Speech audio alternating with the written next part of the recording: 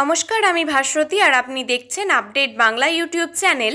রইল আজকের সবথেকে বড় 12টি প্রধান খবর। দেখে নিন আজকের হেডলাইন্সগুলি। পুলিশের মা বোনকে কেন গালাগালি, ময়দানে স্ত্রীরা, তবে অনুব্রতর নাম শুনতেই বলে উঠলেন। তেলেঙ্গানায় গিয়ে সোনার দোকানে লুটের অভিযোগ, বাংলার পরিযায়ী শ্রমিক গ্রেপ্তার। 4 দিন সময়, নয়তো তিলোত্তমার বাবাকে আইনি চিঠি পাঠালেন কুণাল। কেন এত খুন হচ্ছে, আইবি কেন আগে থেকে খবর পাচ্ছেন না, পুলিশের ওপর ক্ষুব্ধ মুখ্যমন্ত্রী। পুলিশকেই ফেলে মেরেছে, 5 জন আহত হয়েছেন, ছবি দেখিয়ে বললেন যুগ্ম কমিশনার মিরাজ খালিদ। বাংলার এই বিধায়ক অনুপ্রবেশকারী, অশোক কীর্তনিয়ার বিরুদ্ধে ডেপুটেশন মতুয়া মহাসংঘের। শুভেন্দুর অশালীন মন্তব্যে কড়া পদক্ষেপে প্রস্তুত লালবাজার প্রশাসন। জামিনে মুক্ত হয়ে নির্যাতিতার বাড়িতে হামলা, বাসন্তীতে 5 জন আহত। প্রথমবারের ভোটারের বয়স 124 বছর, ফের বিতর্ক বিহারে, ঠাকুমা বানিয়ে দিয়েছে বললেন নিমতা দেবী। বাংলায় ভোটার তালিকার সংশোধনের আপত্তি নেই, তবে কমিশনকে বড় শর্ত দিলেন অভিষেক। ইন্ডিয়ার উপরাষ্ট্রপতির পদপ্রার্থী কে, সিদ্ধান্ত হতে পারে 17 এবং 18 আগস্ট। জলের নিচে হাজার হাজার হেক্টর ধান জমি, পেটে টানের আশঙ্কায় সহস্র কৃষক। প্রিয় দর্শক, আমরা প্রতিদিন চেষ্টা করি আপনাদের জন্য সঠিক এবং নিরপেক্ষ খবর পৌঁছে দিতে। আমাদের এই ছোট্ট চেষ্টাকে যদি আপনাদের ভালো লাগে তাহলে দয়া করে একটা লাইক দিয়ে পাশে থাকার বার্তা দিন। আপনাদের একটা লাইকই আমাদের আগামী দিনের অনুপ্রেরণা। এবার আসছে বিস্তারিত খবর। এই বাংলা তিলোত্তমার জন্য রাত জেগে আন্দোলন করেছে। এই বাংলায় চাকরিহারারা অবস্থান বিক্ষোভ অনশন করেছেন, সরকারি কর্মীরা ডিএর দাবিতে আন্দোলন করেছেন। এছাড়াও রাজনৈতিক দলগুলি নিত্যদিন মিটিং মিছিল লেগেই আছে। তবে আজ এই শহর দেখল এক অন্যরকম প্রতিবাদ। এমন প্রতিবাদ এর আগে বাংলা দেখেছে বলে কারোর মনে পড়ে না। পুলিশকর্মী ভাইকে প্রাণে মারার চেষ্টা করেছে, বিরোধী দলনেতা সুরক্ষা কবচ নিয়ে প্রতিনিয়ত পুলিশকে আক্রমণ করেছে। এর জন্য ধিক্কার। আমাদের পরিবারের মান সম্মান রাখে না, আমাদের ভাই স্বামীরা রাস্তায় ডিউটি করছেন, কেউ বলছেন বউ বিক্রি কর, কেউ বলছেন পুলিশ মাকে বিক্রি কর, এটা মানা যায় না। তবে এই সাংবাদিক বৈঠক চলাকালীনই সাংবাদিকদের একাংশ বীরভূমের কোর কমিটির আহ্বায়ক অনুব্রত মণ্ডল সম্বন্ধে প্রশ্ন তোলেন। সম্প্রতি তার বিরুদ্ধেও পুলিশকে হুমকি এবং তার পরিবারে স্ত্রী এবং মাকে নিয়ে নোংরা ভাষায় গালিগালাজ করতে শোনা যায়। সাংবাদিকরা এই প্রশ্ন করতেই পুলিশের পরিবারের এক সদস্য বলেন, ব্যাপারটা জানাজানি হতেই উনি ক্ষমা চেয়েছেন, ওর নামে কেস হয়েছে। আমরা তো তখনই প্রতিবাদ করেছি, তদন্ত চলছে, দোষী হলে নিশ্চয়ই শাস্তি পাবে। এরপর সাংবাদিকরা ফের প্রশ্ন করতেই বলে ওঠেন, কে বিজেপি কে তৃণমূল জানি না, আমরা প্রতিবাদ করছি। এরপর তিনি বলেন, আমার স্বামী বলবে মা বিক্রি করো, আমার স্বামীকে বলবে বউ বিক্রি করো, আর আপনারা এইভাবে প্রেশার দিতে পারেন না। তেলেঙ্গানায় পরিযায়ী শ্রমিকের কাজ করতে গিয়ে সোনার দোকানে লুট করার অভিযোগ, সেই ঘটনায় গতকাল দক্ষিণ দিনাজপুর জেলার তপন থানার ভাইওর স্কুলপাড়া এলাকা থেকে এক যুবককে গ্রেপ্তার করে তেলেঙ্গানা পুলিশ। শুধু গ্রেপ্তার নয়, ধৃতের কাছ থেকে 87,500 টাকা, প্রায় 300 গ্রাম সোনা উদ্ধার করেছে পুলিশ। জানা গিয়েছে, গত মাসের 20 তারিখে তেলেঙ্গানার সুপারিপেট এলাকায় একটি সোনার দোকান লুটের ঘটনা ঘটে। পরদিন স্থানীয় থানায় এ নিয়ে লিখিত অভিযোগ দায়ের করা হয়। সেই সোনার দোকানে চুরির ঘটনায় জড়িত 7 জনকে চিহ্নিত করে তেলেঙ্গানা পুলিশ, যার মধ্যে আগেই একজনকে ধরেছে পুলিশ। তাকে জিজ্ঞাসাবাদ করে গতকাল তপনে এসে পৌঁছায় তেলেঙ্গানা পুলিশের 6 জনের বিশেষ টিম। তপন থানার পুলিশের সহায়তায় গতকাল ভাইওর স্কুলপাড়া এলাকায় অভিযান চালায়। সেখানে সোনার দোকানে লুটের ঘটনায় মালেক মোল্লাকে গ্রেপ্তার করে পুলিশ। তবে সোনার দোকানে চুরির ঘটনা ঘটে গিয়েছে, সেখানে লোকটা ইনভলভ। আজ ওকে গ্রেপ্তার করেছি, এর কাছে টাকা এবং সোনা উদ্ধার হয়েছে। তিলোত্তমার বাবাকে আইনি নোটিশ পাঠালেন কুণাল ঘোষ। তার বাবার বিরুদ্ধে আদালত অপমাননার অভিযোগ তৃণমূলের রাজ্য সাধারণ সম্পাদকের। ক্ষমা চাইতে বলা হলো তিলোত্তমার বাবাকে, নতুবা 4 দিন পর মামলা করবেন কুণাল, এমনই হুঁশিয়ারি দিয়েছেন তিনি। তবে মৃত মহিলা চিকিৎসকের বাবার দাবি, তিনি এখনো কোনো নোটিশ পাননি। তবে তিলোত্তমার বাবা দাবি করেছেন এখনো পর্যন্ত এই সংক্রান্ত কোনো রকমের চিঠি তিনি পাননি, চিঠি পেলে জবাব দেবেন। পাল্টা এও বলেন, আমরা তো ফাইনালি বলতে পারি না, তবে উনি গিয়েছিলেন কি কারণে গিয়েছিলেন, সিবিআই সেটা সম্পূর্ণভাবে অধিকার করেছে। বলছে কুণাল আমাদের অফিসে আসেনি, এখানেই দ্বন্দ্ব তৈরি হয়েছে, এর জন্যই অভিযোগ করতে বাধ্য হয়েছে। তবে নির্মল ঘোষকে যেদিন জিজ্ঞাসাবাদ করা হয় তার 2 দিন এবং 3 দিন পর গিয়েছিলেন, কেন গিয়েছিলেন জানি না, তবে উনি আরও নোটিশ পাঠান, তখন ব্যাপারটা বুঝে যাবে। কেন এত নেতা খুন হচ্ছেন? আমাদের পাড়া আমাদের সমাধান নিয়ে বৈঠকে ক্ষোভ প্রকাশ মমতা বন্দ্যোপাধ্যায়ের। পুলিশ সুপার, আইসি, ওসিদের নিজেদের এলাকার দায়িত্ব সহকারে দেখার নির্দেশ। কোনো পুলিশ অফিসারের নাম না করে এই নির্দেশ মুখ্যমন্ত্রীর। মমতার সাফ কথা, থানার ভূমিকা ভালো করে দেখতে হবে। আইবি কেন আগে থেকে খবর পাচ্ছেন না, প্রশ্ন মমতার। এরপরই রীতিমতো ক্ষোভের সুরে বলেন, দায়িত্ব নিয়ে বসে থাকলাম, কাজ করলাম না, সেটা করলে হবে না। সূত্রের খবর, বৈঠকে উপস্থিত ছিলেন জেলা শাসক এবং বিভিন্ন জেলার এসপি থেকে শুরু করে কমিশনারেটের সিপিরা। হিসেব বলছে 37 দিনে রাজ্যে তৃণমূলের 10 নেতাকর্মী খুন। ইংরেজবাজার ভাঙড় থেকে সুতি, লাভপুর মল্লারপুর থেকে কোচবিহার, বারবার গুলি বোমা। সম্প্রতি বারবার টার্গেট হয়েছেন শাসক নেতা। একাধিক জায়গায় শাসক নেতা খুনে গোষ্ঠীদ্বন্দ্বের দিকে আঙুল উঠছে। গ্রেপ্তার হয়েছে শাসক দলের নেতাকর্মীরা। সোনামুখীতে শাসক নেতা খুনের নেপথ্যে কি তৃণমূলের কোন্দল? চাপানোর তো চলছেই। কয়েকদিন আগেই কোন্নগরে প্রকাশ্য রাস্তায় এলোপাথারি কোপ মেরে খুন করা হয় দাপুটে তৃণমূল নেতাকে। বাঁকুড়ায় আবার গত সোমবার রাত 9টার পর গুলি করে খুন করা হয় তৃণমূলের বুথ কনভেনারকে। অন্যদিকে কোচবিহারে ভরা বাজারে গুলি করে খুন করা হয়েছে ডায়াগুড়ির পঞ্চায়েত প্রধান কুন্তলা রায়ের ছেলেকে। তা নিয়ে চাপানোত্তর যখন পুরো দমে, তারই মধ্যে মমতার উদ্বেগ প্রকাশে পুলিশের উপরে চাপ বাড়বে বলেই মত ওয়াকিবহল মহলের। গত শনিবার তিলোত্তমার বাবা মা নবান্ন অভিযান ডাকে। সেই অভিযানে তিলোত্তমার মাকে মারধর করা হয়েছে বলে পুলিশের বিরুদ্ধে ক্ষোভ উগরে দেন তারা। এছাড়াও একাধিক অভিযোগ উঠে আসে, পাল্টা আবার পুলিশকে গালিগালাজও করা হয় বলে অভিযোগ ওঠে। অভিযানের দুদিন পর এই নিয়ে বৈঠকে বসেন যুগ্ম কমিশনারের হেডকোয়ার্টার মিরাজ খালিদ। যুগ্ম কমিশনার অপরাধ রূপেশ কুমার। বৈঠক থেকে মিরাজ খালিদ বলেন, গত 9 তারিখে নবান্ন অভিযান হয়। নবান্ন চলো সমাজ মাধ্যমে প্রচার চলে। পুলিশকে কোনো কিছু জানানো হয়নি। পশ্চিমবঙ্গ ছাত্র সমাজ ফেসবুকে ডাক দেয় বলে জানতে পারি। এরপর ওদের ইমেল করি। সেই সময় তারা বলে আমরা আয়োজক নই। তবে ওখানে 500 মতো লোক ছিল। হঠাৎ করে রানী রাসমণি না গিয়ে, ডোরি না গিয়ে সাউথের দিকে মিছিল যায়। সেই সময় পুলিশ বাধা দেয়। বলা হয় যে রুট তো ঠিক করে দেওয়াই আছে, কিন্তু পার্ক স্ট্রিটের দিকে যেতেই থাকে। কেউ কথা শোনেনি। পুলিশকে মারধর করা হয়েছে। 5 জন পুলিশ আহত হয়েছে। ডিসির গার্ড গুরুতর আহত হয়েছেন। 6টি কেস রেকর্ড হয়েছে। এরপর সাংবাদিকেরা প্রশ্ন তোলেন তিলোত্তমার মায়ের অভিযোগ নিয়ে। এই প্রশ্নের উত্তর দিতে গিয়ে যুগ্ম কমিশনারের হেডকোয়ার্টার মিরাজ খালিদ বলেন, আমরা চাইনি উনি আহত হন।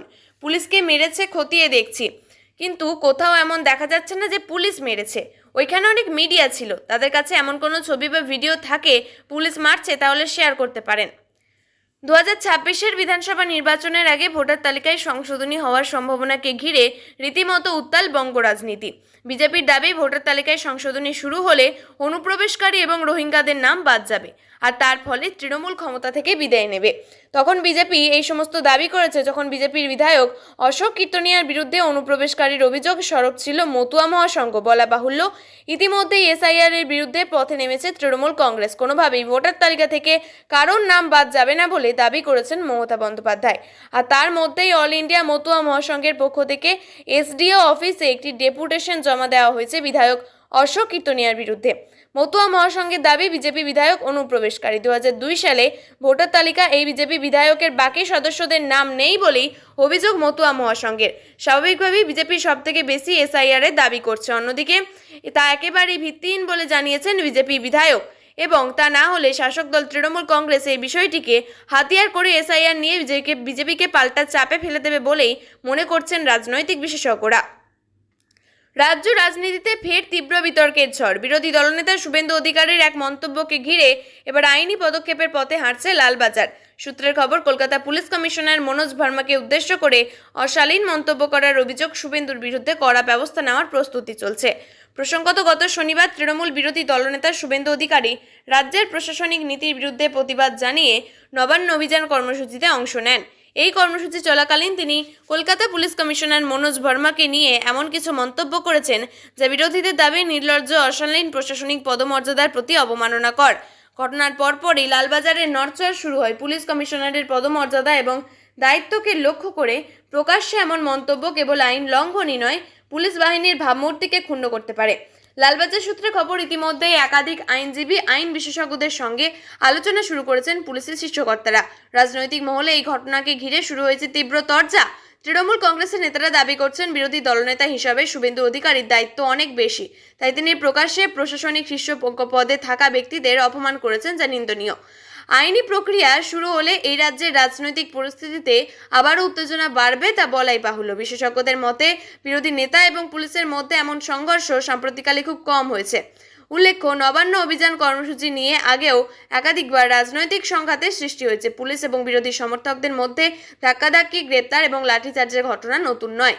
এখন সবারই নজর লালবাজারের পরবর্তী সিদ্ধান্তে। শুভেন্দু অধিকারীর বিরুদ্ধে কড়া পদক্ষেপ নিলে তা কেবল রাজনৈতিক বিরোধিতার ক্ষেত্রে নয়, আইনি লড়াইয়ের ময়দানেও বড় সংকট তৈরি করবে। রাজ্যের রাজনৈতিক মহল এখন দেখছে আগামী দিনগুলি এই বিতর্ক কোন দিকে গড়ায়। ধর্ষণের চেষ্টার অভিযোগে 1.5 মাস জেলে থাকার পর জামিনে মুক্তি পেয়ে এক যুবক আবারও ভয়ঙ্কর রূপ ধারণ করেছে। অভিযোগ, সে তার অনুগামীদের নিয়ে নির্যাতিতার বাড়িতে হামলা চালিয়েছে। এই হামলায় 5 জন গুরুতর জখম হয়েছেন, যাদের হাসপাতালে ভর্তি করা হয়েছে। ঘটনাটি ঘটেছে দক্ষিণ 24 পরগনার বাসন্তী থানা এলাকায় এবং এর ফলে এলাকায় ব্যাপক উত্তেজনা সৃষ্টি হয়েছে। পরিবারের সদস্যদের উপরে নির্মমভাবে হামলা চালানো হয়। এই আকস্মিক আক্রমণে পরিবারের 5 জন সদস্য গুরুতরভাবে আহত হয়েছেন। স্থানীয়রা আহতদের উদ্ধার করে প্রথমে বাসন্তী ব্লক গ্রামীণ হাসপাতালে নিয়ে যায়। সেখানে প্রাথমিক চিকিৎসার পর অবস্থার অবনতি হওয়ায় তাদের ক্যানিং মহকুমা হাসপাতালে স্থানান্তরিত করা হয়েছে। ঘটনায় খবর পেয়ে বাসন্তী থানার পুলিশ ঘটনাস্থলে পৌঁছায় এবং তদন্ত শুরু করে। তবে এখনো পর্যন্ত অভিযুক্তদের কোনো খোঁজ মেলেনি। এই ঘটনায় এলাকায় সাধারণ মানুষের মধ্যে গভীর ক্ষোভ এবং আতঙ্ক বিরাজ করছে। তাদের প্রশ্ন, জামিনে মুক্তি পাওয়ার পর একজন অভিযুক্ত কিভাবে এমন কাণ্ড ঘটনার সাহস পায়? এই ঘটনা স্থানীয় আইন শৃঙ্খলার পরিস্থিতি নিয়েও নতুন করে প্রশ্ন তুলছে। রাজনৈতিক প্রভাবের কারণে পুলিশের নিষ্ক্রিয়তার অভিযোগ উঠেছে। বিতর্ক যেন পিছু ছাড়ছে না বিহারের ভোটার তালিকা নিয়ে। এবার প্রথমবারের এক ভোটারের বয়স দেখানো হয় 124 বছর। গোটা ঘটনায় হতবাক হয়ে তিনি বলেন, আমাকে ঠাকুমা বানিয়ে দেওয়া হয়েছে। মহিলার নাম মিনতা দেবী, বয়স 35 বছর। বিহারের সিওয়ান শহরের দারুন্ডা বিধানসভা কেন্দ্রের ভোটার ছিলেন তিনি। তার নিজের নাম নিবন্ধিত করেছিলেন। এসআইআর ইস্যুতে সোমবার কমিশন ঘেরাও কর্মসূচির পর মঙ্গলবার বিরোধীরা সংসদের বাইরে ধর্নায় বসেন। তখন বিষয়টি নিয়ে সরব হয়েছেন তারা। ধর্নায় নজর কাড়ে প্রিয়াঙ্কা গান্ধী সহ কংগ্রেস সাংসদের টি-শার্টে আঁকা মিনতা দেবীর মুখ এবং তার নাম, আর টি-শার্টের পিছনে থাকে 124 নট আউট। এই প্রসঙ্গে কংগ্রেস সাংসদ মানিকম ঠাকুর বলেন, নির্বাচন কমিশনের ব্যর্থতা স্পষ্ট। রাজীব কুমারের নেতৃত্বে কমিশনের দপ্তরে বিজেপি পরিচালিত একটি অফিসে পরিণত হয়েছে। আমরা বিষয়টি নিয়ে আলোচনা চাই। তিনি আরও বলেন, বিহারে খসড়া ভোটার তালিকার আসনে জাল ভোটারে ভরা, তারই প্রতিবাদে এই টি-শার্ট। বাংলায় ভোটার তালিকার যখন বিশেষ নিবিড় সংশোধনের জন্য নির্বাচন কমিশন প্রস্তুতি নিচ্ছে, তখন বড় শর্ত দিলেন লোকসভা তৃণমূল নেতা অভিষেক বন্দ্যোপাধ্যায়। তার কথায়, বাংলায় ভোটার তালিকার সংশোধন হোক, আপত্তি নেই, কিন্তু তার আগে লোকসভা ভেঙে দেওয়া হোক। অভিষেকের কথায়, এই ভোটার তালিকা যদি ভুলে ভরা থাকে তাহলে নরেন্দ্র মোদীর নির্বাচনও বৈধ নয়। কেন্দ্রের সরকার বৈধ নয়, তাই স্পেশাল ইন্টেন্সিভ রিভিশন যদি করতেই হয় তবে আগে লোকসভা ভেঙে দেওয়া হোক, তারপরে গোটা দেশে নিবিড় সংশোধন হোক ভোটার তালিকায়। এতে কোনো অসুবিধা নেই। কিন্তু বাংলার ভোটার তালিকা ভুল আর গুজরাটের ঠিক, বিহারের ভোটার তালিকা ভুল আর উত্তরপ্রদেশের ঠিক, এটা চলবে না। তৃণমূলের মতোই কংগ্রেস, সিপিএম, সমাজবাদী পার্টি, ডিএমকে, শিবসেনা, উদ্ধব শিবির, আরজেডির মতো বিরোধী রাজনৈতিক দলগুলি ভোটার তালিকায় স্পেশাল ইন্টেন্সিভ রিভিশন তথা বিশেষ সংশোধনে আপত্তি জানাচ্ছে। মঙ্গলবার এ ব্যাপারে 300 জন বিরোধী সাংসদ ভবন থেকে মার্চ করে জাতীয় নির্বাচন কমিশনের দপ্তর পর্যন্ত যান। এ ব্যাপারে অভিষেকে বলেন, গতকাল যেভাবে সংসদদের বাধা দেওয়া হয়েছে তাতে বোঝা যাচ্ছে কমিশন ভয় পেয়েছে। নইলে শান্তিপূর্ণ প্রতিবাদ ঠেকাতে এভাবে ব্যারিকেড লাগিয়ে ধাক্কাধাক্কি করা হতো। হাজার হাজার ভোটারের ঠিকানা ভুয়ো, একই ভোটারের নাম জায়গায় রয়েছে। আবার মহারাষ্ট্রে দেখা গিয়েছে লোকসভা ভোটের 5 মাসের মধ্যে 40 লক্ষ ভোটার বেড়ে গেছে। তারপরেও মহারাষ্ট্রে জিতেছে বিজেপি। ভোটার তালিকা নিয়ে বিজেপির এই খেলা ধরা পড়ে গিয়েছে। নির্বাচনের দিনক্ষণ ঘোষণা হয়ে গিয়েছে। প্রার্থী বাছাইয়ের কাজে নেমে পড়েছে শাসক বিরোধী শিবির। উপরাষ্ট্রপতি নির্বাচনের জন্য এনডিএ প্রার্থী চলতি সপ্তাহে এই ঘোষণা হয়ে যাবে বলে খবর। পিছিয়ে নেই বিরোধীরাও। কংগ্রেস সূত্রে জানা গিয়েছে, উপরাষ্ট্রপতির পদ প্রার্থী নিয়ে ইতিমধ্যে ইন্ডিয়া দলগুলির শীর্ষ নেতাদের সঙ্গে কথাবার্তা শুরু হয়েছে। আগামী 17 এবং 18 আগস্ট নাগাদ বিরোধী শিবিরের প্রার্থী তালিকা চূড়ান্ত হয়ে যাবে। জানা গিয়েছে, উপরাষ্ট্রপতি পদপ্রার্থী নিয়ে কংগ্রেস বা কোনো বিরোধী দলের সঙ্গে সরকারের তখনও কোনো আলোচনা হয়নি। উল্লেখ্য, 21 আগস্ট পর্যন্ত উপরাষ্ট্রপতি নির্বাচনের জন্য মনোনয়ন জমা দেওয়া হবে। তবে নির্বাচন কমিশন আগেই জানিয়েছেন, মনোনয়ন প্রত্যাহারের শেষ দিন হলো 25 আগস্ট। যদি সর্বসম্মতিক্রমে কেউ উপরাষ্ট্রপতি হন তবে নির্বাচনের প্রয়োজন পড়বে না। তবে বিরোধী শিবির আগেই জানিয়েছে উপরাষ্ট্রপতি নির্বাচনে প্রার্থী দেবে। সম্প্রতি সাংসদ বিধায়ক মন্ত্রী কিরেন রিজিজু জানিয়েছেন, এনডিএ তাদের জোটের উপরাষ্ট্রপতি পদপ্রার্থী নির্বাচনের জন্য প্রধানমন্ত্রী নরেন্দ্র মোদী এবং রাজ্যসভার দলনেতা জেপি নাড্ডাকে মনোনীত করেছেন। তিনি জানান, সংসদ ভবন চত্বরে নির্বাচনের জন্য প্রধানমন্ত্রী মোদী এবং রাজ্যসভার দল জেপি নাড্ডাকে মনোনীত করেছেন। শোনা যাচ্ছে আরিফ মোহাম্মদ খানের নাম। কেরলের রাজ্যপাল ছিলেন আরিফ মোহাম্মদ খান, বর্তমানে বিহারের রাজ্যপাল তিনি। মুসলমান মহিলাকে মুখে বিজেপি করে উপরাষ্ট্রপতি নির্বাচনে প্রার্থী করতে চান বলেও জল্পনা চলছে। যতটা চোখ যায় ততটা এলাকায় জলে ঢাকা। এদিকে ডিবিসির জল, অন্যদিকে অতিবৃষ্টি, সব মিলিয়ে আমতা এখন জলাজীর্ণ। আর সবচেয়ে বেশি প্রভাব কাদের উপরে পড়েছে? কৃষকদের, কারণ মাঠে ঘাটে লড়াইটা তাদেরই। ইতিমধ্যে এলাকা পরিদর্শনে এসেছেন জেলা শাসক এবং কৃষি দপ্তরের আধিকারিকরা। আমতা 2 নম্বর ব্লকের বিস্তীর্ণ অঞ্চলে, বিশেষ করে খালনা, জয়পুর, আমরাগড়ি এবং ঝিকিরা সহ বিভিন্ন এলাকায় ঢেকেছে জলে। দিন কতক ধরে চলা টানা বৃষ্টি আর তার সঙ্গেই নাকি দোষও রয়েছে দামোদর ভ্যালি কর্পোরেশন। কয়েক দফায় জল ছাড়ার জেরে চাপ পড়েছে আমতার কৃষকরা। এদিন এলাকায় বিধায়ক সুকান্ত পাল বলেন, বিগত বছরের থেকে 70% বেশি বৃষ্টি হয়েছে। অন্যদিকে ডিবিসি, যার কিনা 4 থেকে 5,000 কিউসেক জল, তাদের জল ছাড়ার পরিমাণ গত 2 মাসে দাঁড়িয়ে 40 থেকে 50,000 কিউসেক। জল বাড়ায় গ্রামের সুইটলিস গেটগুলি খোলা যাচ্ছে না, ফলে চাষের জমি থেকে কোনোভাবেই জল নামানো সম্ভব হচ্ছে না। এই জমা জল নিয়ে চিন্তিত প্রশাসনিক মহলও। তবে কৃষকরা আশাহত হলে ক্ষতিপূরণ দেওয়া হবে বলে আশ্বাস বিধায়কের। তিনি জানিয়েছেন, সেচ দপ্তরের উদ্যোগে পাম্প মেশিন বসিয়ে জল নামানো হবে, পাশাপাশি ক্ষতিগ্রস্ত কৃষকদের শস্য বীমা দিয়ে সাহায্যও করা হবে। প্রিয় দর্শক, নিয়মিত সঠিক খবরগুলি সঠিক টাইমে পেতে সাবস্ক্রাইব করুন আপডেট বাংলা চ্যানেলটিকে। ধন্যবাদ।